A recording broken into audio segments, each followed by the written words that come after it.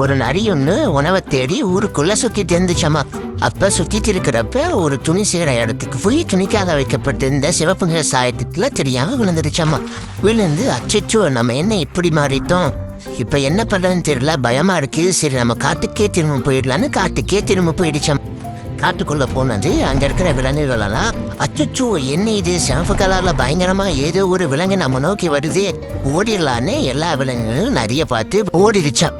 எல்லா விலங்குகளும் பயந்து ஓடினதை பார்த்த நரி இந்த சூழ்நிலையை நமக்கு சாதகமா மாத்திக்கலான்னு ஒரு திட்டம் மூட்டுச்சான். அப்ப ஒரு நீல நிற நரி சிவப்பு நிற நரியை பார்த்து, யாரு நீ புதுவிதமான விலங்கா இருக்கிற, இந்த காட்டுக்குள்ள உன்னை பார்த்ததே இல்லைன்னப்ப அந்த சிவப்பு நிற நரி சொல்லிச்சா, நான் கடவுள் அனுப்பி வைக்கப்பட்ட பிள்ளை, கடவுள் எல்லாம் உங்களை பார்த்து சொல்லி என்னை அனுப்பி வச்சாருன்னு சொன்னப்ப அதுக்கு அந்த நீல நரி, ஓ அப்படியா, சரி வா எங்க கூட்ட தலைவனிடம் உன்னை கூட்டிட்டு போறேன், அங்க போய் நீ சொல்லு அப்படின்னு சொல்லிச்சான். காட்டுல எல்லா விலங்குகளும் சேர்ந்து ஒரு கூட்டத்தை கூட்டி ஒரு முடிவு எடுத்துச்சான். இந்த விலங்கு பார்க்கவும் வித்தியாசமா இருக்கு, கடவுள் அனுப்பி வைக்கப்பட்ட பிள்ளைன்னது, கடவுள் எப்பயும் நமக்கு நல்லதுதான் செய்வாரு, அதனால இந்த விலங்கை நம்ம ராஜாவாக்கிடலாம் அப்படின்னு எல்லா விலங்குகளும் சேர்ந்து நிறைய காட்டுக்கே ராஜாவாக்கிச்சா. காட்டுக்கே ராஜாவான நரி ரொம்ப சந்தோஷமா இருந்துச்சா.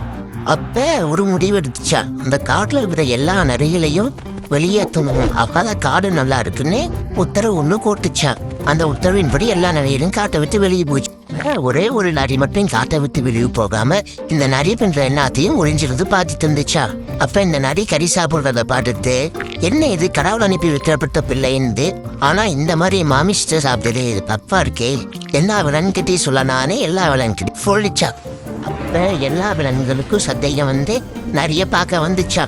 நரி படுத்து இருந்தப்ப மலையில நரியோட காயம் எல்லாம் போய் நரி பழையபடி மாறிடுச்சு, நரியோட வேஷமும் கலைஞ்சிடுச்சம்மா.